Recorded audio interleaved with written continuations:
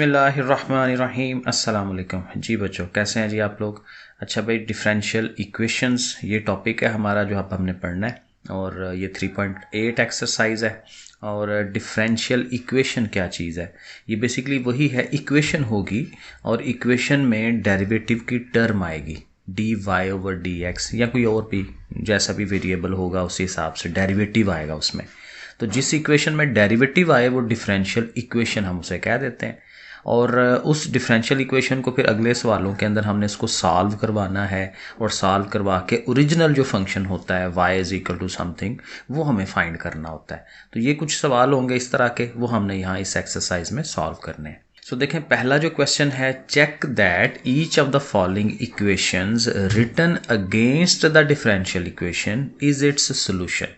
हर सवाल में ना उसने दो इक्वेशनें हमें देनी है। देखें, एक ये उसने डिफरेंशियल इक्वेशन दी है, डिफरेंशियल इसीलिए कि इसमें डेरिवेटिव आ रहा है d Y over D x. उसके साथ जो है एक उसने इक्वेशन दी है y is equal to c x minus one. तो कहता है कि चेक करें कि ये जो वाली इक्वेशन है ये इसका सोल्यूशन है। मैंने अभी बताया ना कि इसको सॉल्व करवाते हैं, और सॉल्व करवा के original y is equal to something की फॉर्म में लाते हैं, और डेरिवेटिव टर्म ख़त्म हो जाती है अंदर से। और आगे जाके बताऊंगा कि डेरिवेटिव को ख़त्म करने के लिए हम इंटीग्रेशन लेते हैं, तो इंटीग्रेशन करवानी होगी आगे। तो अभी सिर्फ ये चेक करना है कि ये इसका सोल्यूशन है कि नहीं। तो उसके लिए बड़ा आसान सा तरीका है। इसमें देखें डेरिवेटिव आ रहा है ना, तो आपके पास ये जो ओरिजिनल इक्वेशन है इसका आप डेरिवेटिव ले लें। तो डेरिवेटिव लेके उसको यहाँ पे पुट करा देंगे, और उसमें देखेंगे कि दोनों साइडें इक्वल आती हैं कि नहीं। इतना सा काम है। अब देखें, ये इक्वेशन है हमारी y is equal to c x minus one. अब इसका डेरिवेटिव लेंगे d Y over D x. X का डेरिवेटिव वन होता है, सी वन जार सी, वन कांस्टेंट है, ख़त्म हो जाएगा, डेरिवेटिव नहीं आता, ज़ीरो हो जाता है। तो डेरिवेटिव की वैल्यू क्या आ गई, सी। इसको हम पुट कराते हैं यहाँ पे, तो x into c is equal to one plus y. Y की जगह पे y की ये इक्वेशन पुट करा देंगे। तो ये देखें, दोनों काम हम ये किए, और ये देखें प्लस वन और माइनस वन ये दोनों कट जाते हैं। तो इधर से भी ये सी एक्स और इधर से भी सी एक्स, तो दोनों साइडें बराबर आ गई। So since both sides are equal, so the given equation is the solution of the differential equation. जो उसने ऊपर सवाल पूछा था वो हमने आंसर दे दिया कि हाँ जी, ये उसका सोल्यूशन बनती है। बिल्कुल उसी पैटर्न पे दूसरा पार्ट है इसका, ये डिफरेंशियल इक्वेशन है, और ये हमने चेक करनी है कि ये सोल्यूशन बनता है कि नहीं। तो इसी का हमें डेरिवेटिव लेना है। वाई स्क्वायर है तो उसका डेरिवेटिव 2y, लेकिन चूंकि y है तो D Y over D x. Y का डेरिवेटिव 1 होता है, लेकिन अगेन चूंकि y है तो D Y over D x, क्योंकि विद रिस्पेक्ट टू x हम डेरिवेटिव ले रहे होते हैं। ये पहले मैंने समझाया हुआ है। c कांस्टेंट है, 0 हो जाएगा। 1 ओवर x का डेरिवेटिव लेना है, तो ये वही अगेन मैं दोबारा बता दूं कि ओवर में x है ना, तो उसको हम ऊपर लेके जाते हैं। x की पावर -1 हो जाती है, नीचे से ऊपर आएगी तो पावर नेगेटिव हो जाती है। और अब आप इसका डेरिवेटिव लेते हैं तो वही बात के -1 शुरू में, और फिर उसकी पावर एक और कम करते हैं, तो x की पावर -2 हो जाती है। और इसको जब ओवर में लेके जाएं तो ये माइनस और 1 ओवर x का स्क्वायर हो जाता है, ठीक है ना। तो वो ऐसे मैंने ये डायरेक्ट लिख दिया है कि जी माइनस और ये 1 ओवर एक्स स्क्वायर। और इसको देखें आप सॉल्व करवाएं, यहाँ से ये D Y over D X common आ रहा है ना, तो यहाँ से ये 1 और यहाँ से 2y वो आ जाएगा, माइनस माइनस प्लस हो जाएगा 1 ओवर एक्स स्क्वायर। और D Y over D x को सेपरेट करें तो ये टर्म उठ के उधर उसके ओवर में चली जाएगी। तो अब ये डेरिवेटिव टर्म हमारी ये बन गई। इसको उठाएंगे और पुट कराएंगे कहाँ पे, इस जगह के ऊपर। सो देखें, बाकी चीज़ें तो वैसे ही आनी है ना, ये दोनों सारी, तो वो सारी वैसे ही आई। डेरिवेटिव की जगह वो वैल्यू लगाई, आगे -1 इक्वल टू 0।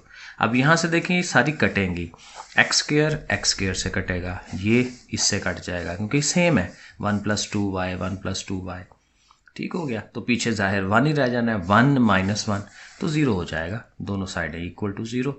और यहाँ से फिर कह देंगे कि जो गिवन इक्वेशन है वो डिफरेंशियल इक्वेशन का सोल्यूशन है। थर्ड पार्ट देखते हैं। डिफरेंशियल इक्वेशन ये पड़ी हुई है, ये इसका सोल्यूशन है। चेक करना है कि सोल्यूशन है कि नहीं। तो इसी का हमें डेरिवेटिव लेना है, वाई स्क्वायर 2y डेरिवेटिव साथ D Y over D X. E की पावर 2x है, एक दफ़ा एज इट इज़ आता है, लेकिन जो ऊपर फंक्शन है उसका डेरिवेटिव बनाते हैं। x का डेरिवेटिव 1 और ये 2 आएगा, 2x का अगेन x का 1 हो जाता है तो 2 आ जाना है, कांस्टेंट का 0, ये आ गया डेरिवेटिव। और इसमें 2 को ले जाते हैं उधर, और 2 से यही है कि इधर भी 2 है, इधर भी 2 है, तो ये सारे 2s आपस में कट जाते हैं। जैसे ये कॉमन, इसको इधर ले जा के 2 पे डिवाइड करें, 2 खत्म हो जाएंगे। तो y dy over D x is equal to E की पावर 2x प्लस 1, क्योंकि 2 तो कट गया ना, 1 रह गया। अब y को इधर इसलिए रखा है कि जो हम जहाँ हमने पुट करानी है वो देखें वो भी यही है, y dy over D x, तो आसानी हो जाएगी। तो आपने इस y dx की जगह पे ये वैल्यू लगानी है। पुट कराएं तो e की पावर 2x प्लस 1, ये कुछ नहीं है, ठीक है। और आगे उसका अपना माइनस ई रेज़ पावर 2x था, इक्वल टू 1। अगेन ये देखें ये दोनों कट जाएंगे, 1 इक्वल टू 1, और अगेन हम कहेंगे कि वो उसका सोल्यूशन बनता है। 4 वाला part, 1 over X D Y over D X minus 2y equal to 0।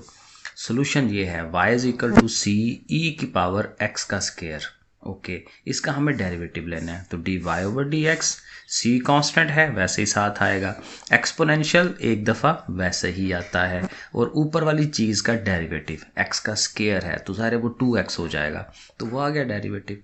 अब ये डेरिवेटिव टर्म हम यहाँ पे पुट कराते हैं, साथ y की वैल्यू भी लगानी है, ठीक है ना। जहाँ y आता है उसकी जगह पे ये पुट कराएंगे। तो ये देखें पुट करा दिया, और यहाँ से देखें ये x और ये x कट जाता है, तो यहाँ पे भी रह जाएगा 2c की पावर x स्क्वायर, और ये भी वही चीज़ है। तो दोनों चीज़ें कट के तो अगेन 0 इज इक्वल टू 0। सो जाहिर है कि वो उसका सोल्यूशन बन गया। 5th वाला पार्ट देख लें, डेरिवेटिव टर्म अलहदा है, बाकी सारी चीज़ें एक तरफ हैं, और ये हमें सोल्यूशन चेक करना है। इसका हम डेरिवेटिव ले लेते हैं, d Y over D x, tan का डेरिवेटिव सीकेंट स्क्वायर, ठीक है ना। टेन का डेरिवेटिव सीकेंट स्क्वायर होता है, साथ जो भी है वो सारा, लेकिन साथ जो भी डेरिवेटिव चीज़ होती है एंगल, उसका फिर डेरिवेटिव लेना होता है, ठीक है ना। हाली थीटा हो तो फिर तो ईजी है, लेकिन अगर थीटा के अलावा कोई चीज़ है तो फिर हमें उसका डेरिवेटिव लेना होता है। तो ई की पावर एक्स का फिर ई की पावर एक्स, सी का तो 0 हो जाना है, तो ये डेरिवेटिव आ गया। इसको हम पुट कराएंगे यहाँ पे, और यहाँ फिर अगेन y की जगह पे ये वैल्यू पुट करानी है। तो ये देखें डेरिवेटिव की जगह पे उसकी डेरिवेटिव की वैल्यू लगाई, अभी ये साथ इधर ऐसे ही रखा है, और यहाँ से देखें ये इसकी पावर e की माइनस में है, इसको ऊपर ले जाएं पॉजिटिव हो जाएगी। साथ ये y की, जो मैंने कहा कि y की वैल्यू पुट कराएं, y भी तो दिया हुआ ना उसने, तो वो tan स्क्वायर, क्योंकि y का स्क्वायर है तो tan स्क्वायर हो जाएगा, साथ ही ये वाला प्लस 1। यहाँ से देखें ये दोनों कटेंगे, वो भी वही है वो भी वही है, e की पावर x, क्योंकि ये इधर से जाएगा तो उसके ओवर में जाएगा ना, तो एक दूसरे को कटवा देते हैं। तो यहाँ से सीकेंट स्क्वायर e की पावर x प्लस सी रह गया, और यहाँ से देखें ये बनता है 1 प्लस tan स्क्वायर जो भी एंगल हो। तो आपने फार्मूला पढ़ा हुआ है कि 1 प्लस tan स्क्वायर जो होता है वो सीकेंट स्क्वायर ही होता है, तो 1 plus tan square is equal to secant square, तो दोनों साइडें इक्वल हैं, तो यहाँ पे भी प्रूव हो जाएगा। क्वेश्चन नंबर 2, अब देखें यहाँ पे वो सवाल आ गया जो मैं कह रहा था कि हमें डेरिवेटिव वाली जो इक्वेशन है उसे सॉल्व करवाना है, डिफरेंशियल इक्वेशन को हल करा के ओरिजिनल y की फॉर्म में ले आना है, ओरिजिनल फंक्शन लेके आना है। तो देखें अब ये उसने डेरिवेटिव टर्म दी हुई है, d Y over D x is equal to minus y, ये एक डिफरेंशियल इक्वेशन है। और डिफरेंशियल इक्वेशन में क्या करते हैं, देखें इसमें एक डी वाई है एक डी एक्स है, तो डी वाई को लैदा डी एक्स को लैदा, ताकि दोनों जिनकी इंटीग्रेशन करवानी है वो सेपरेट हो जाएं, क्योंकि इनका हर दफ़ा इंटीग्रेशन होनी है तो डेरिवेटिव खत्म होगा ना, क्योंकि डेरिवेटिव और इंटीग्रेशन एक दूसरे के उल्ट होते हैं। तो फिर डी एक्स को हमने उधर ले जाना है, वाई को अपने डी वाई के पास लेके आना है। तो ये टर्म हमने लिखी। अब जाहिर है देखें वाई है ना, तो वाई को इस साइड पर लाए, इधर सीधा है, इधर फॉर एग्जांपल समझिए यहाँ 1 है, तो 1 से y मल्टीप्लाई हो रहा है, तो y को उधर लेके जाएंगे तो डिवाइड में आएगा डी वाई ओवर वाई, और डी एक्स ने जाहिर है इधर आके मल्टीप्लाई होना है, तो -1 इंटू डी एक्स। तो अब ये देखें y और डी वाई अलहदा हो गए, x अगर होता कोई तो वो उसको हम x के डी एक्स के साथ रखते, वो है ही नहीं है, तो ये अलहदा हो गए हैं। अब हम कहेंगे कि आप इंटीग्रेट करवाएं, ये मैंने लिख दिया था गलत, differentiating, integrating both sides with respect to जो भी हैं उनके, विद रिस्पेक्ट टू y और with respect to d x, वो उसी तरह से होगा। सो देखें यहाँ पे भी इंटीग्रेशन का साइन आ गया, इधर भी इंटीग्रेशन का साइन आ गया, और जाहिर है जब इंटीग्रेशन करवा रहे होते हैं तो फिर c ने भी तो आना ही होता है ना, कांस्टेंट ऑफ इंटीग्रेशन, वो तो लाजमी होता है। तो फिर अब देखें ये 1 ओवर y है, तो ये तो बड़ा बेसिक सा फार्मूला हमने पढ़ा हुआ है, ln ऑफ y हो जाता है, नीचे फंक्शन ऊपर डेरिवेटिव, तो y का डेरिवेटिव 1 होता है, तो नीचे वाले फंक्शन का हम ln लेते हैं। यहाँ कोई भी वेरिएबल नहीं है, तो जिसके लिहाज से कर रहे होते हैं तो वो वेरिएबल आ जाता है, -x और साथ ये कांस्टेंट ऑफ इंटीग्रेशन।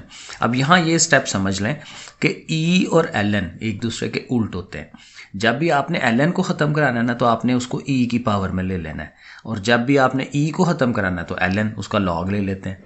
तो अब ये एल एन ख़त्म कराने के लिए इधर भी ई इधर भी ई, देखें इसको भी ई की पावर में चढ़ा दिया, इसको भी ई की पावर में, ठीक है। अब ये ई और एल एन कट जाएंगे, सिर्फ वाई रह जाएगा और इधर से ये रह जाएगा। और यहाँ से भी देखें थोड़ा सा हल हो सकता है, कैसे कि ई की पावर में ये दो चीज़ें हैं ना, तो दोनों को आप सेपरेट सेपरेट लिख सकते हैं, ई की पावर -x इंटू ई की पावर c। तो देखें अगले स्टेप में हमने यही किया है, ये देखें y is equal to E की पावर -x अलहदा हो गया, ई की पावर c अलहदा हो गया। अलहदा करने का मकसद ये है कि देखें ये कांस्टेंट नंबर है, और कांस्टेंट नंबर का उसको ई की पावर में लें तो उसने फिर कांस्टेंट ही आना है। तो इसको एक नया कांस्टेंट कह दें, a कह दें, c1 कह दें, कुछ और कह दें, मैं मोस्टली a कहता होता हूँ, ठीक है। तो इससे कोई फ़र्क नहीं पड़ता। अब ये देखें कि एक जनरल सोल्यूशन आपने बता दिया कि हमारा जो फंक्शन है वो इस फॉर्म में है, y is equal to this one. Question number 3, अब इक्वेशन है y dx और x dy। अब ये ट्रिक उसने क्या यूज़ की है कि dx के साथ y लिख दिया है, dy के साथ x लिख दिया है, तो कोई इशू नहीं है, बड़े आराम से हल होगा। ये पूरी टर्म उठा के उधर ले जाएं, इधर पॉजिटिव है ना, उधर जाके नेगेटिव हो जाएगी। अब एक टर्म इक्वल टू के उधर है, एक उधर है, तो आप बड़े आराम से वेरिएबल्स को अलग-अलग कर सकते हैं। dx के साथ x को होना चाहिए, तो x को उधर ले जाएं, y को dy के पास, दोनों ये ओवर में ही आएंगे ना, ये इधर मल्टीप्लाई है, उधर डिवाइड, ये भी डिवाइड। सो देखें दोनों को हमने उनके ओवर में लिख लिया। अब अलहदा हो गए ना, dy और dx अलहदा हो गए। अब इंटीग्रेशन को इन्वॉल्व करवा दें, इधर भी इंटीग्रेशन साइन, इधर भी इंटीग्रेशन साइन। तो 1/y है तो डेफिनेटली ln ऑफ y होना है, ये 1/x है तो ln ऑफ x होना है। यहाँ पे एक ट्रिक यूज़ करें, ट्रिक ये यूज़ करें कि देखें ये भी ln की फॉर्म में है, ये भी ln की फॉर्म में है, तो आपने वो जो कांस्टेंट ऑफ इंटीग्रेशन लिखना है उसको भी ln की फॉर्म में लिख लें, क्योंकि कांस्टेंट का हमें ये फ़ायदा होता है, उसको जो मर्जी शक्ल दे रहे हैं, उसने रहना तो कांस्टेंट ही है, तो आप उसको ln के फॉर्म में लिखें, आंसर लिखना आसान हो जाएगा। अब देखें ये माइनस में ln है, ये पॉजिटिव है, तो आपको पता है माइनस वाले को फिर ओवर में लिखा जाता है। अगर एक ही लॉग में लिखें तो माइनस वाला ओवर में जाता है, तो c/x हो जाएगा। अब दोनों तरफ से ln खत्म करा दें तो y is equal to c/x। तो देखें हमारी वो आंसर जो है वो शक्ल बन गई। Question number 4, dy/dx is equal to 1 - x/y। ठीक है जी। अब दोनों चीज़ें एक तरफ हैं, अब बारी बारी सेपरेट करें। y चाहिए ना उस तरफ, तो y को उठा के उधर ले जाएं मल्टीप्लाई की फॉर्म में, और dx इधर आएगा तो वो भी मल्टीप्लाई की फॉर्म में। तो देखें बड़ा आसान सा सीधा सीधा हो गया, सेपरेट हो गए हैं एक ही स्टेप में, क्रॉस मल्टीप्लाई करने से। इंटीग्रेशन करवा दें, दोनों तरफ इंटीग्रल साइन, इधर भी इधर भी। अब y है तो y का y²/2, पावर रूल लगता है ना, 1 + 1, 1 तो उसकी अपनी है, उसको इंक्रीज कराते हैं पावर को, ठीक है, वो बेसिक फार्मूला है। तो y²/2, और यहाँ देखें 1 है, 1 का x हो जाएगा और x का x²/2, ये बेसिक फार्मूला है हमारे इंटीग्रेशन के साथ कांस्टेंट ऑफ इंटीग्रेशन। y को अकेला करने की कोशिश कर लें, नॉर्मली तो यही होता है ना, y is equal to something की फॉर्म में होता है हमारा सवाल, तो वैसे कर लें तो बेहतर है। पहले ये 2 ले जाए ना, 2 से मल्टीप्लाई करवाएं सबको, वो करवा दिया। और अगर यहीं पे रखना है तो ये अच्छा, वैसे अच्छी शक्ल है ये वाली, वरना आप y का स्केयर ख़त्म करा दें, अंडर रूट ले लें, ठीक है, प्लस माइनस रहने दें ऐसे ही, ठीक है, अंडर रूट, वरना यहाँ तक ओके है, वैसे यहाँ प्यारा लग रहा है आंसर, यहाँ तक भी ओके है। क्वेश्चन नंबर 5 है dy/dx is equal to y/x²। अब y को इधर आना है तो जाहिर है इधर इसने ओवर में आ जाना है, और dx ने उधर जाना है तो साथ इधर मल्टीप्लाई 1/x²। तो देखें ये बन गई शक्ल, सेपरेट हो गए एक ही स्टेप में। इंटीग्रेशन ले आए, इधर भी इंटीग्रेशन का साइन, इधर भी इंटीग्रेशन का साइन, इसने ln हो जाना है, और ये चूंकि वो नीचे था ना तो मैं उसको ऊपर ले गया हूँ, क्योंकि ज़ाहिर पावर रूल लगाना है, -2 + 1 और नीचे भी -2 + 1। -2 + 1 करें तो क्या आता है -1, ऊपर भी पावर -1, नीचे भी -1, तो ये अगले स्टेप में ऐसे करके आ जाएगा। ये हो गया।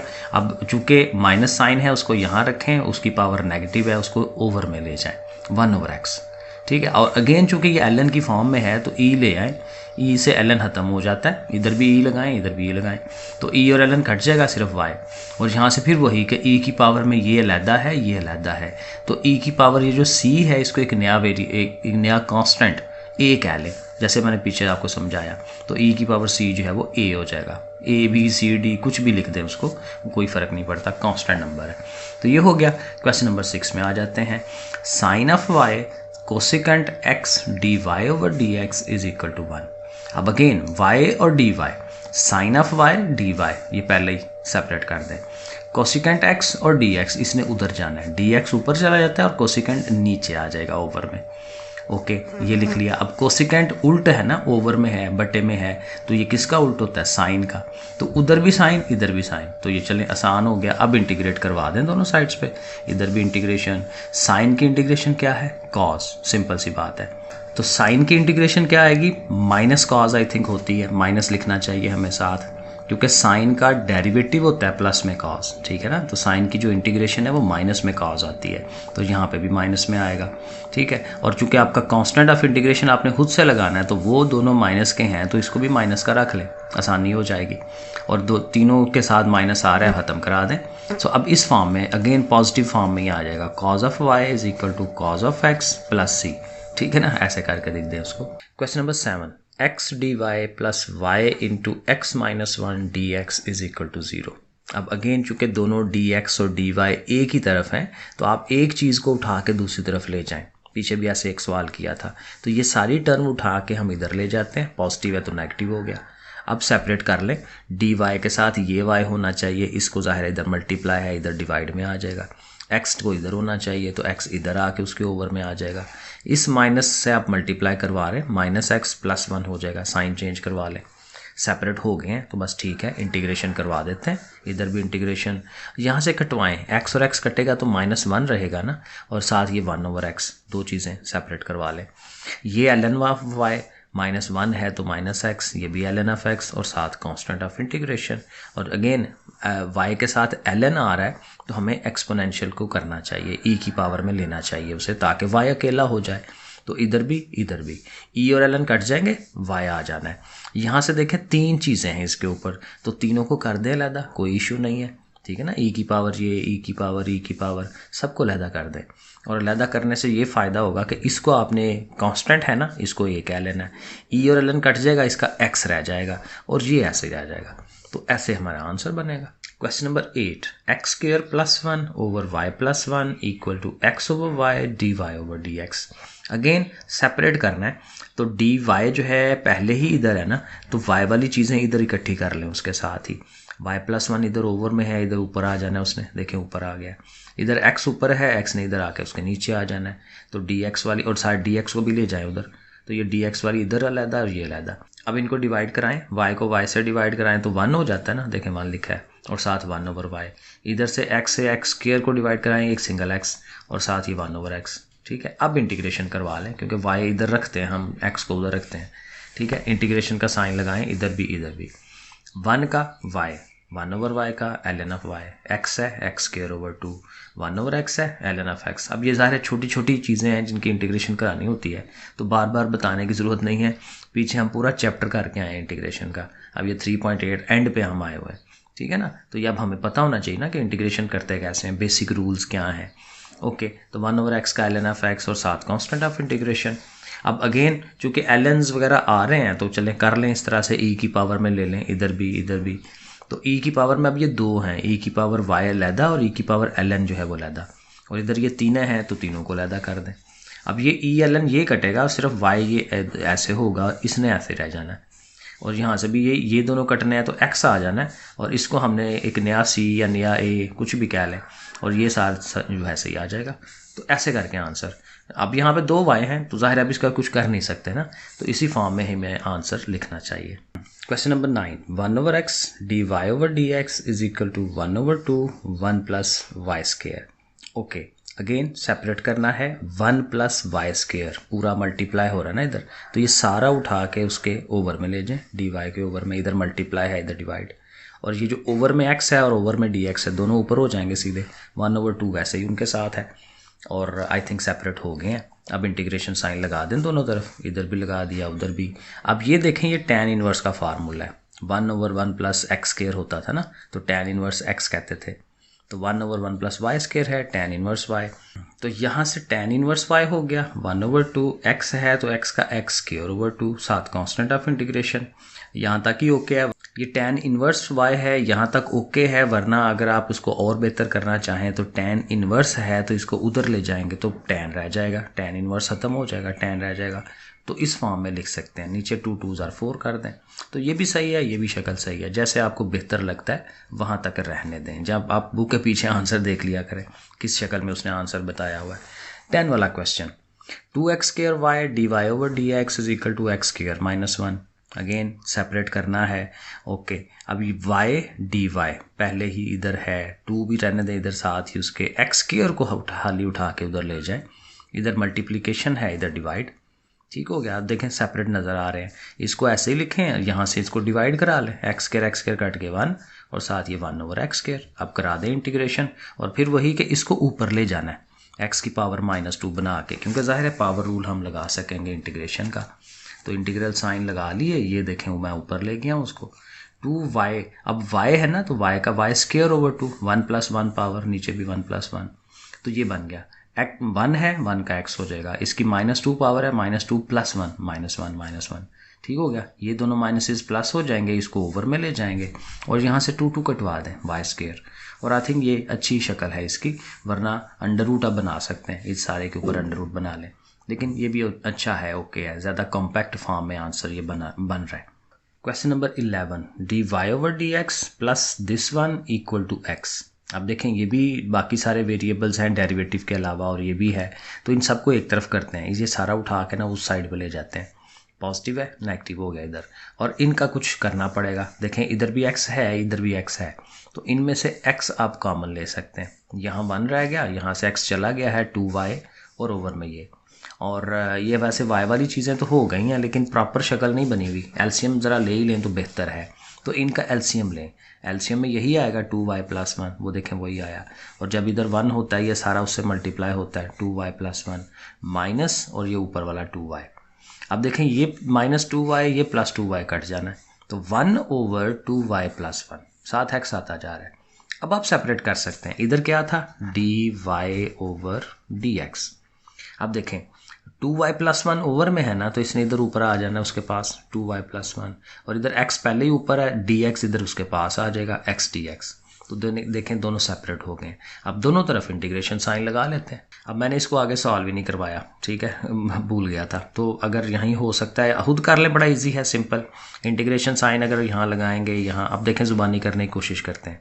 2y है ना, y का क्या होना है y²/2, तो ओवर में 2 आएगा, 2 2 कटेगा, ठीक है ना, तो ये बन जाएगा y², और ये चिंगज 1 है तो इसका y होना है, ठीक हो गया। इधर आएंगे तो ये x है तो x²/2 बनेगा ना, ओके, प्लस साथ कांस्टेंट ऑफ इंटीग्रेशन, और बस ठीक है। इसको और क्या करना है, क्योंकि अब ये y² है, ये y है, तो क्या इसकी सिंप्लीफिकेशन हो सकती है, तो आई थिंक यहाँ तक ही रहने दें। ओके, ये आंसर है, आप देख लीजिएगा पीछे क्या आंसर है। Question number 12, x² - y x² dy/dx, और ये सारी टर्म। ओके, अब ये देखें क्या शक्ल है, डेरिवेटिव के साथ ये चीज़ है और ये लैदा है।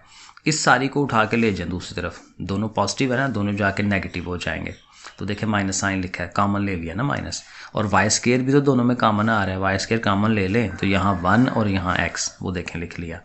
माइनस दोनों का बाहर निकाल लिया, क्योंकि इन दोनों ने उधर जाना है तो माइनस का होना है, ठीक है। इधर से भी देखें x² कॉमन आ रहा है, बाकी रह जाएगा यहाँ से 1 और ये y।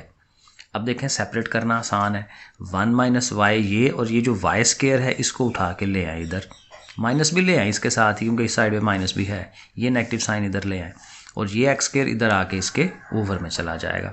इस माइनस की वजह से ज़ाहिर इनके आप साइन चेंज करवा लेंगे, y पॉजिटिव हो जाएगा, 1 जो है नेगेटिव हो जाएगा, y -1 लिख दें इसको, ठीक है, और ओवर में y² है।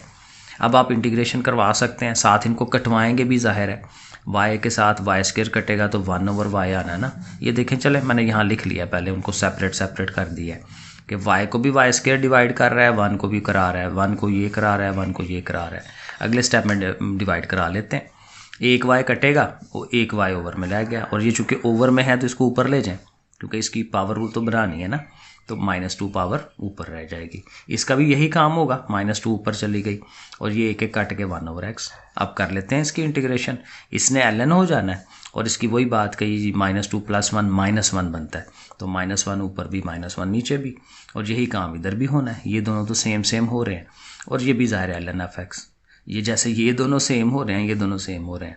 ओके, तो अब इनको ज़रा सीधा कर लेते हैं, माइनस माइनस प्लस हो गया, इसको ओवर में ले गए, इसको भी उसी तरह से कर लिया।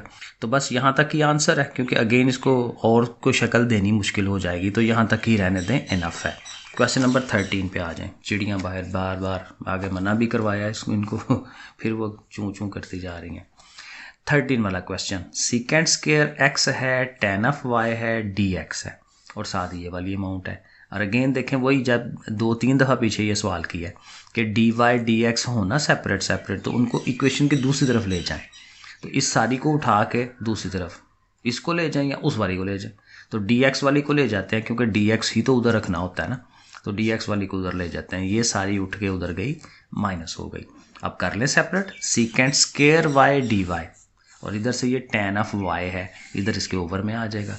इधर से ये tan ऑफ x उसके ओवर में चला जाना है। ठीक हो गया, सेपरेट हो गया। इंटीग्रेशन करवानी है आप करवा दें, इंटीग्रल साइन लगा दें। अब यहाँ देखें ये बना बनाया, tan का डेरिवेटिव सीकेंड होता है, tan का डेरिवेटिव सीकेंड होता है, सीकेंड स्क्वायर।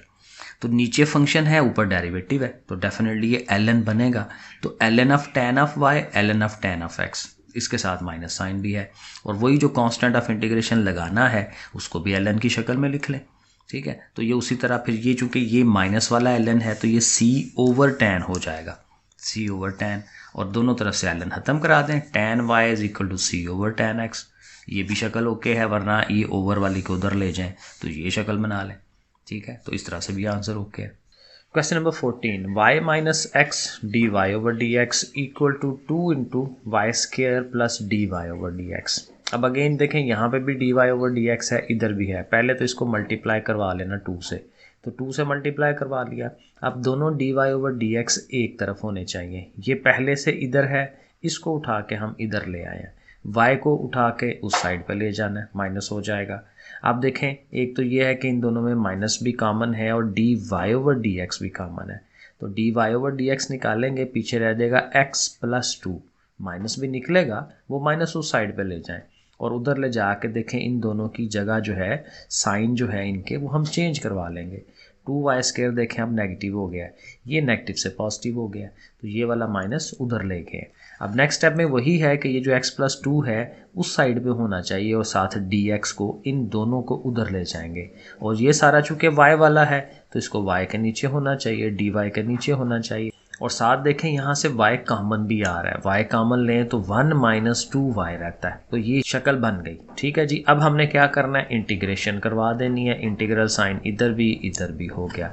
अब देखें ये तो सीधा सीधा है, क्योंकि ये तो x प्लस 2 का डेरिवेटिव 1, x का डेरिवेटिव 1 मौजूद है, तो इसका हम ln बना देंगे साथ कांस्टेंट ऑफ इंटीग्रेशन। ये जो है ये देखें, ये वो एक्सरसाइज थी पार्शियल फ्रैक्शन वाली, जिसमें हमारे पास दो जो है वो फैक्टर्स मौजूद होते हैं, एक फैक्टर इधर अलहदा से एक अलहदा से। तो फिर ज़ाहिर है यहाँ इसको हमें पार्शियल फ्रैक्शन से हल करना पड़ेगा। इसको देखें आई का नाम रख के, तो इसको अलहदा से फिर अब हम सॉल्व करवाएंगे। अब देखें 1 ओवर वाई 1 माइनस 2y, इसको हम ऐसे लिखेंगे। और ये जो ज़ाहिर है इसका हम जो पार्शियल फ्रैक्शन का प्रोसेस करते थे कि इस y के लिए a लिख लिया और 1 माइनस 2y के लिए b लिख लिया। फिर हम क्या करते थे, इधर से नीचे इसको ख़त्म कराते थे, 1 इधर, और यहाँ क्योंकि ये दो रकम ही है तो क्रॉस मल्टीप्लाई हो जाता है, 1 माइनस 2y इसके पास, y इसके पास। वो मैंने पीछे तब पूरा तफसील में समझाया हुआ, पूरी इसकी एक्सरसाइज थी पूरी। अब क्या होगा, अब हमने लेट करना है कि ये जो y है इसको इक्वल टू 0 एक दफ़ा रखेंगे और वो पुट कराएंगे इसके अंदर। y देखें 0 पुट कराएंगे तो ये पार्ट ख़त्म हो जाएगा, इधर से यहाँ 0 कराएंगे तो ये भी ख़त्म हो गया, सिर्फ 1 a 1 या 1a इज़ इक्वल टू 1, तो a की वैल्यू 1 मिल जाएगी हमें। इसी तरह हमने इसको 0 के इक्वल रखना है, 1 माइनस 2y को 0 के इक्वल, वहाँ से y की वैल्यू आएगी वो हम पुट कराएंगे। तो ये हमने अगले पेज पे किया है। सो देखें पहले y 0 पुट करेंगे, a की वैल्यू 1 आएगी, मैंने एक्सप्लेन किया आपको। फिर हमने वो लिखना था ना 1 माइनस 2y इक्वल टू 0, तो यहाँ से ये y की वैल्यू आती है, क्योंकि ज़ाहिर है 1 उधर ले जाएँ, minus 2y is equal to minus 1, minus minus cut गया और 2 ने जाके डिवाइड होना है, तो y is equal to 1 over 2, ये वैल्यू पुट कराएंगे। तो ये पार्ट पार्ट खत्म हो जाना है, इसने 0 हो जाना है क्योंकि इसी में से तो वैल्यू ली है ना, तो इधर आएगी value b into 1/2 is equal to 1। यहाँ हम पहुँच गए और ओवर में 2 है तो 2 उधर ले जाएंगे, 2 1s are 2, तो b की वैल्यू 2 मिल गई। अब उन दोनों की वैल्यूज़ जो है वो पुट कराएंगे, a की जगह पे 1 आया है, b की जगह पे 2 आ गया, तो हमारी जो ये वाली शक्ल है वो इस फॉर्म में आ गई। अब इनके दोनों तरफ इंटीग्रेशन, इधर भी इस साइड में भी इंटीग्रेशन, 1/y जाहिर है ln ऑफ y बनता है। यहाँ पे देखें 2 है, नीचे क्या है 1 - 2y, तो -2y का डेरिवेटिव -2 होता है, तो माइनस नहीं है, माइनस हम खुद से लगाएंगे, बाहर भी एक नेगेटिव लगाएंगे। तो अब ये ln बन गया ना, नीचे फंक्शन ऊपर डेरिवेटिव उसका, तो नीचे वाले फंक्शन का ln लिख लेना चाहिए, साथ ये माइनस और साथ इसका ln। ठीक हो गया। अब इसको ओरिजिनल सवाल के अंदर ले जाएं। ये वाली चीज़ है, देखें ओरिजिनल हमारा क्वेश्चन ये था ना कि यहाँ पे ये वाली टर्म जो है, तो इसकी जगह पे यहाँ पे वो हमारा आंसर आएगा इसकी जगह पे, और उधर से ये ln ऑफ x + 2। तो ये देखें यहाँ पे हम लिखेंगे कि ये वाला जो आंसर आया है वो लिखा is equal to ln of x + 2 और ln ऑफ c। अब देखें सबके साथ ln है ना, तो फिर वही बात कि ln's को लॉग्स को इकट्ठा करें, तो ln लिख के y ओवर दिस वन, क्योंकि इसके साथ नेगेटिव टर्म है, इसने उसके ओवर में आना है, और ये दोनों प्लस वाले हैं तो फिर मल्टीप्लाई होते हैं प्लस वाले, c इंटू x + 2। अब ln's आप ख़त्म कराते हैं, y ओवर दिस वन और ये c इंटू दिस वन, तो यहाँ तक आई थिंक ये ओके रह जाएगा। क्वेश्चन नंबर 15 आसान सा है, 1 + cos of x tan of y dy over dx equal to 0। तो पहली बात तो ये है कि ये 1 ले जाए ना उस तरफ, ताकि ये एक टर्म अलहदा इधर हो जाए, एक इधर हो जाए। अब हम सेपरेट कर सकते हैं, dx को ले जाएंगे उधर और ये cos ऑफ x को उधर ले जाएंगे, cos ने ओवर में आ जाना है, tan y dy इधर रह गया। cos का चूँकि ओवर है तो उसको सीधा करें तो उसने सीकेंट बनना है, क्योंकि ये सीकेंट का उल्टा है, और tan जो होता है साइन ओवर cos है। ठीक हो गया। अब देखें cos का डेरिवेटिव क्या है, माइनस साइन, तो माइनस लगा लें अपने पास से और बाहर भी रखें उसको। ठीक है, ये तो वैसा ही है। अब ये क्या है, ये नेगेटिव साइन बाहर वाला, तो ln इसका बनेगा क्योंकि इसका डेरिवेटिव हो गया ना ये माइनस साइन y, तो ln of cos of y, और इधर से ये हाली जो सीकेंट होता है उसकी इंटीग्रेशन, ये फार्मूला है इसका ln of secant x tan of x, ये पीछे कई दफ़ा हमने यूज़ किया है इसको, तो दोनों तरफ से ये माइनसेस कटवा दें, तो ln of cos of y ln of this one और साथ ये c को भी ln ऑफ c कह लें। ठीक है ना, इसको भी ln ऑफ c की शक्ल दे दें ताकि इनको इकट्ठा किया जा सके, तो c इंटू दिस वन ऐसे हो जाएगा, और अब दोनों तरफ से ln को ख़त्म करा दें, तो cos of y is equal to c into ये सारा, तो ये कि बड़े आराम से ये हो जाता है। Question number 16, y - x dy over dx is equal to 3 into this one. ये भी तकरीबन पिछले सवाल की तरह ही है, पहले इसको 3 से मल्टीप्लाई करवा लें और जो dy ओवर dx वाली टर्म्स हैं इनको एक तरफ कर लें, ये नेगेटिव वाली है ना, इसको उठा के इधर ले आए ताकि ये पॉजिटिव हो जाए, साथ ये 3x और ये dy ओवर dx वो तो पहले से है, और इधर जो है y हमारा और ये जो 3 है इसको उधर ले जाए -3, तो y - 3 एक तरफ और ये जो dy ओवर dx है वो एक तरफ, लेकिन इसमें देखें चूँकि सेम है तो 3x और ये 1x, तो 3x और 1x क्या हो जाएगा 4x, 4x हो जाना इसने, और इनको सेपरेट कर लें, dx को उधर ले जाएं और 4x को भी उधर ले जाएं, इधर मल्टीप्लाई है ना, इधर डिवाइड में आएगा 4x, और y - 3 इसने भी डिवाइड में चले जाना है। अब इंटीग्रेशन करवा दें, इंटीग्रल साइन, ये ln हो गया 1/4, अब 1/x का भी ज़ाहिर ln ऑफ x ही होता है, दोनों ln's आ रहे हैं तो c को भी ln's की फॉर्म में ही लिख लें, और ये फिर वही प्लस हो रहा है तो इन दोनों ने मल्टीप्लाई में आना है c इंटू x। लेकिन देखें ये भी प्रॉपर्टी है लॉग की कि पीछे जो चीज़ होती है वो वेरिएबल की पावर बन जाती है, तो 1/4 ने इसकी पावर बनना है, तो c into x raise to power 1/4, और अब दोनों तरफ से अगेन ln's को ख़त्म करा दें, y - 3 is equal to this one, -3 को भी उधर ले जाएं, y अकेला हो जाएगा, y is equal to this one, ये हमारा आंसर बनेगा। क्वेश्चन नंबर 17 सिंपल सा है, secant x tan of y dy over dx के साथ tan ऑफ y है, सीकेंट को उठाएं उधर ले जाएं, माइनस का हो गया, tan y dy एक तरफ, dx सीकेंड के पास चला गया। आप देखें उसी तरह ये सवाल हमने पीछे किया है, tan को हमने साइन ओवर कॉज रखना है, ये 15वां सवाल हमने किया है, और माइनस ये सीकेंड वैसे ही। फिर उसी तरह इधर माइनस हमें चाहिए क्योंकि कॉज का जो डेरिवेटिव है वो माइनस साइन है, तो बाहर भी माइनस रख लें। तो ये कॉज का क्या हो जाएगा, ln ऑफ कॉज, और सीकेंड का भी अभी हमने पीछे पढ़ा ln ऑफ सीकेंड और tan होता है, दोनों माइनसेस फिर ख़त्म करवा दें। ये एग्जैक्ट वही स्टेप्स बन रहे हैं, और यहाँ से फिर वही सी को और ये जो चीज़ है इनको आप इकट्ठा कर लें, ठीक है, और उसी तरह से दोनों तरफ से ln कटवा दें, तो cos of y c into secant x tan of x, exactly question number 15 की तरह। 18 वाला क्वेश्चन बिल्कुल सिंपल सा है, क्योंकि देखें सारी चीज़ों के अंदर x ही इन्वॉल्व है, y है ही नहीं है, तो इन सबको एक तरफ कर दें। ये इधर से कॉमन है ना, तो इसको उधर ले जाके डिवाइड में ले जाएं, तो ये सारा उसके ओवर में चला जाएगा, तो dy ओवर dx अकेला हो जाएगा, लेकिन dx को भी ले जाते हैं, ठीक है, तो dx उधर चला गया, तो देखें सेपरेट हो गए। इंटीग्रेशन का साइन लगा लें दोनों तरफ, इसका जाहिर है y आना है क्योंकि इधर कांस्टेंट नंबर है 1 है, तो y आएगा उसकी इंटीग्रेशन। और यहाँ देखें e की पावर x का डेरिवेटिव क्या होता है, e की पावर x ही होता है, और e की पावर माइनस एक्स का डेरिवेटिव एक दफ़ा वो खुद, और माइनस एक्स का डेरिवेटिव -1 जो कि पीछे लगा हुआ है। मतलब ये कि नीचे वाली चीज़ का सारा डेरिवेटिव ऊपर मौजूद है, तो नीचे वाले का ln हो जाएगा, साथ कांस्टेंट ऑफ इंटीग्रेशन। तो देखें 3 स्टेप्स के अंदर आंसर बन जाता है। क्वेश्चन नंबर 19 है, find the general solution of the equation this one. अब देखें ये जो हम हल कर रहे होते हैं ना, सोल्यूशन निकाल रहे होते हैं, ये बेसिकली जनरल सोल्यूशन ही होता है। 2 तरह के सोल्यूशन होते हैं, जनरल और पर्टिकुलर। जनरल में ये होता है कि उसमें कांस्टेंट ऑफ इंटीग्रेशन आ रहा होता है, पर्टिकुलर में ये है कि उस कांस्टेंट ऑफ इंटीग्रेशन का हम उसका भी आंसर बना लेते हैं कि वो है क्या है, तो वो कांस्टेंट, लेकिन कितनी वैल्यू 10 है, 15 है, -5 है, वो वैल्यू भी फाइंड कर लेते हैं। तो यहाँ भी वो ये कह रहा है कि आपने इसका जनरल सोल्यूशन निकालना है, यानी वही काम करना है जो अभी हम पिछले सवालों में करते आ रहे हैं।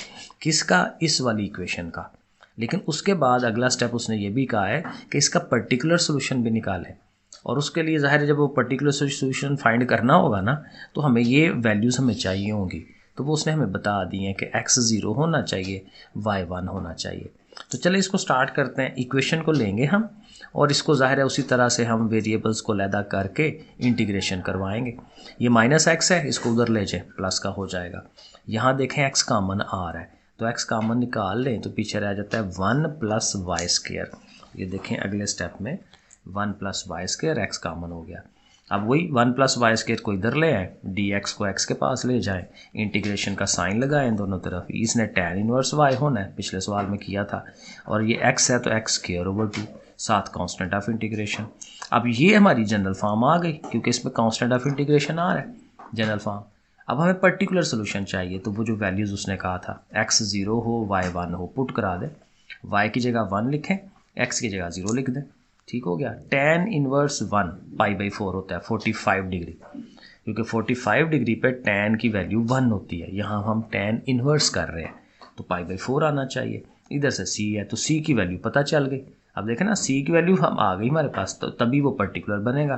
तो ये जो वैल्यू आई है अपने जनरल सोल्यूशन में c की जगह में π/4 लिख देंगे, तो वो क्या बन जाएगा, पर्टिकुलर सोल्यूशन बन जाएगा। Question number 20, solve the differential equation. ये छोटी सी डिफरेंशियल इक्वेशन है और उसको अभी पर्टिकुलर बनाना है, क्योंकि उसने कहा है t जब 0 होगा तो x की वैल्यू 4 होगी। तो इसको करते हैं, बड़ा सिंपल सा सवाल है ये। dx/dt है = 2x है। x को ले आए dx की तरफ, इधर ओवर में आ गया, dt को 2 के पास ले जाएं, 2dt, इंटीग्रेशन के साइन लगा लें। 1/x है तो ln ऑफ x, ये कांस्टेंट नंबर है, 1 है तो विद रिस्पेक्ट टू t हो रहा है तो t आना चाहिए वेरिएबल, साथ 2 है और साथ constant of integration. General form बन गई। जनरल फॉर्म में चूंकि ये ln आ रहा है तो ln को ख़त्म करा लें, वही मैं शुरू में समझाया, इधर भी e इधर भी e, तो e और ln कट गए, x आ गया। और यहाँ हमने उसी तरह से e की पावर 2t को लैदा कर देना है और e की पावर c को लैदा कर देना है। कांस्टेंट नंबर है, उसको एक नया नंबर कांस्टेंट a कह लें। e की पावर c जो है वो किसके इक्वल हमने लिख लिया, a के इक्वल, ठीक है वहाँ। अब ये जनरल फॉर्म आ गई, ठीक है। अब जो उसने इन्फॉर्मेशन दी है t 0 है और x 4 है, वो आप लगाएं। x की जगह पे 4 लिख लिया, t की जगह पे 0 लिख लिया। e की पावर 0 1 होता है तो a = 4, तो a की जगह पे हमने 4 लिख देना है और बस आंसर आ गया। ये हमारा पर्टिकुलर सोल्यूशन हो जाना है। Question number 21, solve the differential equation, ये वाली है। साथ फिर ये इनिशियल, इनको हम इनिशियल कंडीशंस भी कहते हैं। बहरहाल करते हैं इसको। ये हमारी इक्वेशन है। इक्वेशन को हम ज़ाहिर है वेरिएबल्स को सेपरेट करना है। 2st को उधर ले जाएं, ds है तो s को ds के पास ले जाएं, ओवर में चला गया।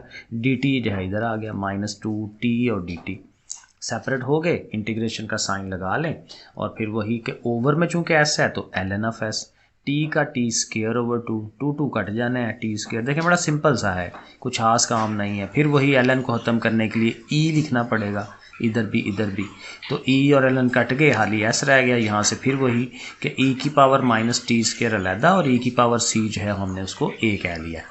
ठीक हो गया। अब इनिशियल कंडीशन पे आ जाएं। इनिशियल कंडीशन क्या है कि t की जगह आपने 0 लगाना है, s की जगह पे 4e लिखना है। तो ज़ाहिर है ये फिर 1 हो जाएगा। तो फिर a किसके इक्वल है, 4e के। तो a की वैल्यू मिल गई, तो a की जगह पे हमने अब ये 4e लिखना है, वो मैंने यहीं पे ख़त्म कर लिया। 4e और साथ ये e की पावर -t स्क्वायर। ये भी e है, ये भी e है, बेस दोनों की सेम हो गई तो पावर्स इकट्ठी होती हैं। 1 इसकी 1 पावर है, 1 -t स्क्वायर, वो हम ऐसे करके लिख लेंगे। Question number 22। अब इसमें देखें, इसमें वर्डिंग काफ़ी ज़्यादा है, लेकिन है क्या कि in a culture bacteria increases at the rate proportional to the number of bacteria present. Bacteria कुछ हमारे पास पड़े हुए हैं, तो कहता है कि वो उसकी जो ग्रोथ है, ज़ाहिर है डेफिनेटली बैक्टीरिया अपने आप को डिवाइड करके और ज़्यादा इंक्रीज़ करते हैं, बायोलॉजिकल ये चीज़ें हैं। तो बैक्टीरिया की ग्रोथ होनी है, किस तरह से होनी है वो डिपेंड करती है उसकी ग्रोथ, उसकी जो प्रेजेंटली पहले कितने बैक्टीरिया पड़े हुए हैं, ये पहली बात कर रहा है। इफ़ बैक्टीरिया आर 200 इनिशियली, शुरू में कितने बैक्टीरिया हैं जी, 200 बैक्टीरिया हमने रखे हुए हैं। And are doubled in 2 hours, और साथ इन्फॉर्मेशन ये है कि 2 घंटे में वो डबल हो जाते हैं। तो फिर कहता है find the number of bacteria present after 4 hours, कि 4 घंटों के बाद बैक्टीरिया कितने होंगे। ओके, अब देखें बैक्टीरिया का ही हमने पता चलाना है और उसकी ग्रोथ। तो हम सपोज कर लेते हैं कि इनिशियली जो हमारे पास बैक्टीरिया पड़े हुए ना वो p हैं, हमें नहीं पता कितने हैं। ठीक है, तो number of bacteria at the start क्या हम लिख रहे हैं उसको p। अब इसकी जो ग्रोथ है, ग्रोथ का फार्मूला है, देखें किसी भी चीज़ की जो ग्रोथ है ना, ग्रोथ का मतलब क्या होता है कि वो चीज़ विद रिस्पेक्ट टू टाइम कितना चेंज आती है, उसके अंदर तब्दीली उसमें कितनी आती है। तो ये जो हमारा डेरिवेटिव है वो यही शो कराता होता है, d/dt, या इसको ऐसे पढ़ें dp/dt, कि टाइम में चेंज आने से p में कितनी चेंज आ रही है, ये जो इनिशियली हमारे पास बैक्टीरिया थे उनमें कितनी चेंज आई है, यही ग्रोथ है। तो ग्रोथ को हम dp/dt कह सकते हैं। और वो उसने कहा है कि ये डायरेक्टली प्रोपोर्शनल है इनिशियली p के, जो पहले से p पड़े हुए हैं। तो ये फार्मूला हम डेवलप करेंगे।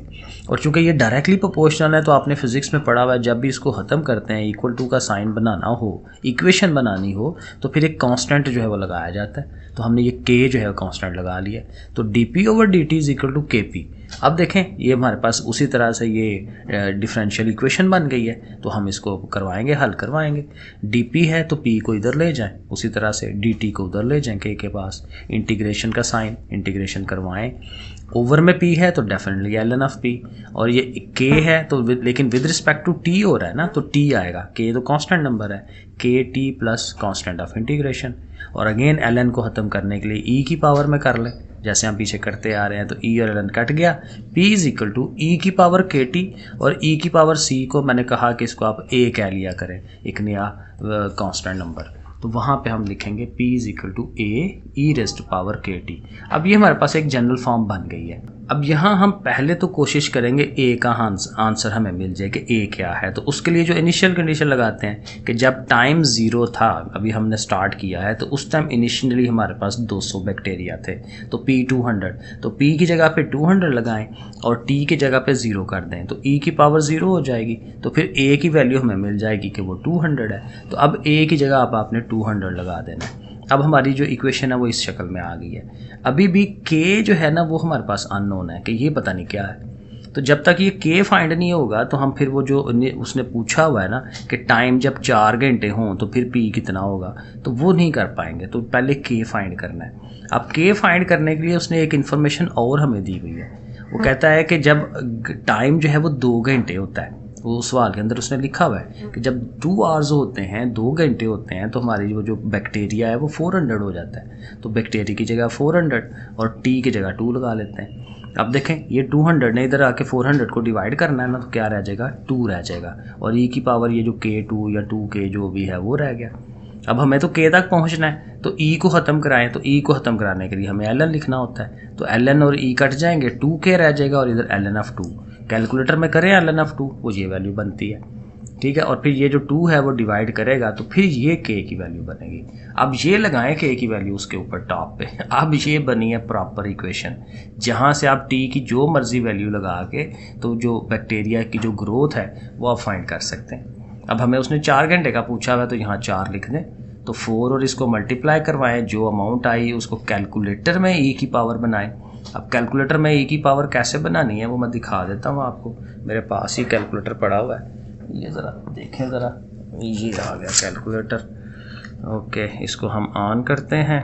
अब देखें E की पावर बनानी है ना, तो आप ये वाला बटन दबा लें, ठीक है। और E आपको मिलता है अल्फ़ा से, अल्फ़ा ये दबाएं और ये जो एक्सपोनेंट वाला है इसको दबाएं, ठीक है। तो ये देखें E लिखा आ जाता है। फिर आप एरो की से आगे लेके जाएं और यहाँ जो भी उसने वैल्यू दी हुई है ना 1.386 इसको करें, तो फिर आपको वो वैल्यू दे देगा 3.998।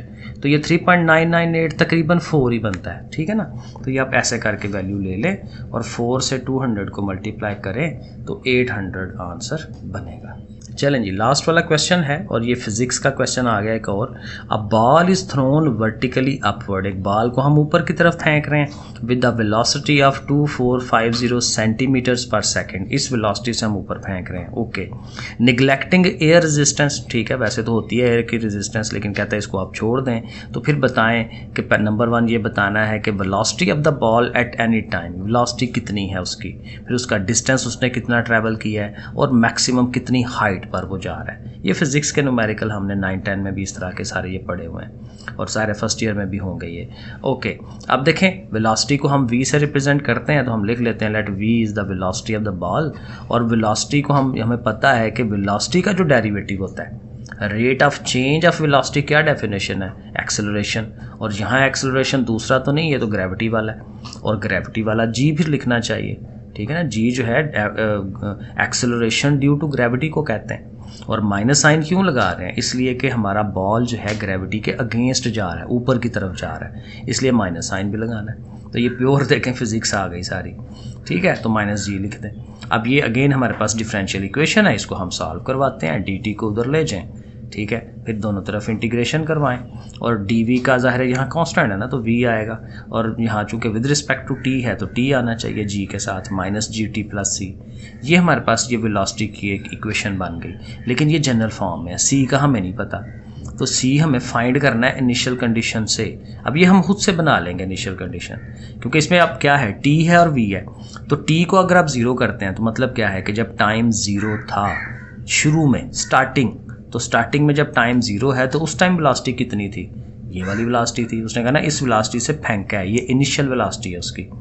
तो वेलोसिटी 2450 है, तो v की जगह पे 2450, t की जगह पे 0 लगाएंगे तो ये सारा 0 हो जाएगा, तो c बराबर v आ जाना है, वही 2450। तो c की वैल्यू हमें मिल गई, ये हम लिखेंगे उसकी जगह पे। अब ये प्रॉपर हमारे पास एक इक्वेशन बन गई कि वेलोसिटी जो है वो इतनी है। और अगर आप g की वैल्यू भी लगा लें, g की वैल्यू का तो हमें पता होता है 9.8 मीटर पर सेकंड स्क्वायर, यहाँ पे मुझे सेकंड स्क्वायर लिखना चाहिए था, ठीक है ना, लेकिन ये मीटर्स में है। हमारी जो वेलोसिटी उसने दी हुई है वो सेंटीमीटर पर सेकंड है। तो अगर आप इसको सेंटीमीटर में कन्वर्ट करते हैं मीटर को, तो मीटर और सेंटीमीटर में कितना गैप होता है, 100 का। तो इसको आप 100 से मल्टीप्लाई कराएं, 9.8 बन जाएगा 980, 980, ये लगाएं जी की जगह पे। अब ये है प्रॉपर पहले पार्ट का आंसर। उसने यही कहा था कि velocity of the ball at any time t, तो टाइम t आ रहा है ना उसके अंदर, वेलोसिटी हमने उसकी इक्वेशन बना दी है, तो ये पहला आंसर आ गया। अब उसने दूसरा पूछा हुआ था डिस्टेंस कितना ट्रैवल किया है, तो डिस्टेंस भी यहीं से बड़े आराम से फाइंड होगा। वेलोसिटी को आप ये लिख सकते हैं dh/dt। h क्या होता है, उसकी हाइट या डिस्टेंस। तो डिस्टेंस का अब देखें ना ds/dt कि टाइम के लिहाज से s में या h में कितनी चेंज आई है, वही तो वेलोसिटी होती है। वेलोसिटी क्या है, rate of change of displacement, distance displacement उसका रेट ऑफ चेंज, तो डेफिनेटली ये बनता है। और साथ ये अमाउंट लिखें। अब इसको भी हल करते हैं, डी टी उधर ले जाएँ, डी एच को इधर ही रखें, इंटीग्रेशन का साइन लगाएं, डी एच का एच हो जाएगा क्योंकि ज़ाहिर है with respect to d h हो रहा है ना, तो वो 1 है। इधर से इंटीग्रेशन करवाएंगे तो ये तो कांस्टेंट है, इसके साथ टी आ जाएगा, ये पहले से टी है तो टी स्क्वायर ओवर 2, ठीक हो गया। 2 से इसको कटवा दें तो 490 रह जाना है, और इसके साथ एक नया और कांस्टेंट ऑफ इंटीग्रेशन आना है क्योंकि अब इंटीग्रेशन तो करवा रहे हैं हम यहाँ पे, तो इसको आप C1 कह लें। और यहाँ पे भी आप खुद से इनिशियल कंडीशन लगाएं कि जब टाइम 0 है तो उस टाइम h कितना था, h होता है हाइट। अभी तो स्टार्ट लिया है, तो स्टार्ट लिए होते तो अभी हमने डिस्टेंस ट्रैवल ही नहीं किया, ठीक है, तो h भी 0 होगा, तो ये भी 0, ये भी तो सारा 0 होके जो हमारा C1 है 0 ही आएगा, तो ये ख़त्म हो गया बेसिकली। तो h is equal to this one, ये हमारी इक्वेशन बनेगी। तो ये देखें h is equal to this one, तो ये हमारा आ गया कि हमने कितना डिस्टेंस ट्रैवल किया। अब उसने ये पूछा था कि कितनी हाइट तक जाना है, मैक्सिमम कितनी हाइट बनेगी। तो मैक्सिमम हाइट कहाँ बनती है, जब वेलोसिटी 0 हो जाती है, क्योंकि जब बाल ऊपर फेंकते हैं तो बाल की वेलोसिटी कम होती चली जाती है, और एक टाइम आता है कि वो एक जगह पे हल्का सा रुक के फिर नीचे आता है बाल, ठीक है ना। तो जहाँ पे वो हल्का सा वो रुक जाता है, जहाँ रुकने का मतलब क्या है, वेलोसिटी 0 हो जाती है, तो वहाँ पे वो मैक्सिमम हाइट होती है उसकी। तो मैक्सिमम हाइट के लिए वेलोसिटी का 0 होना ज़रूरी है। तो फिर वेलोसिटी वाली जो इक्वेशन है ना वो हम लेंगे, उसमें v की जगह 0 पुट करा देंगे, तो उससे क्या होगा कि यहाँ से आप इसको t के लिए हल कर सकेंगे, ठीक है। 2450 उधर गया, इस 980 ने उसको डिवाइड कराना है, माइनस द्वारा ख़त्म हो जाएंगे दोनों माइनसेस होके, तो इसको डिवाइड करेंगे 2.5। अब ये हमें पता चल गया कि उसने कितना फ़्लाइट करना है बॉल ने, कि सिर्फ 2.5 सेकेंड उसने ऊपर जाना है। तो 2.5 सेकेंड जो है, अब चूँकि हमें मैक्सिमम हाइट चाहिए ना, तो हाइट वाली इक्वेशन लगाएं और उसमें t की जगह पे ये 2.5 लिख दें, इधर भी। अब इसको हल कर लें, इसको मल्टीप्लाई किया, इसका स्केयर ले लिया, स्केयर के साथ इसको मल्टीप्लाई कर लिया, फिर इनको माइनस किया, तो ये हमें पता चलेगा कि इसकी जो मैक्सिमम हाइट है 3062 सेंटीमीटर उसने ऊपर की तरफ जाना है। तो दैट्स इट, ये हो गया, आंसर आ गया। लें जी, 3rd चैप्टर हो गया कंप्लीट। अब हमने करना है चैप्टर नंबर 7। ये मैंने देखें लिख भी दिया है टाइटल, तो अभी मैं लिखूंगा और इसको फिर हम हल करेंगे और अपना नेक्स्ट इंशाल्लाह, क्योंकि चैप्टर नंबर 7 बहुत इंपॉर्टेंट है, इसको लाजमी हमें करना है, फिर बाकियों पे जाते हैं।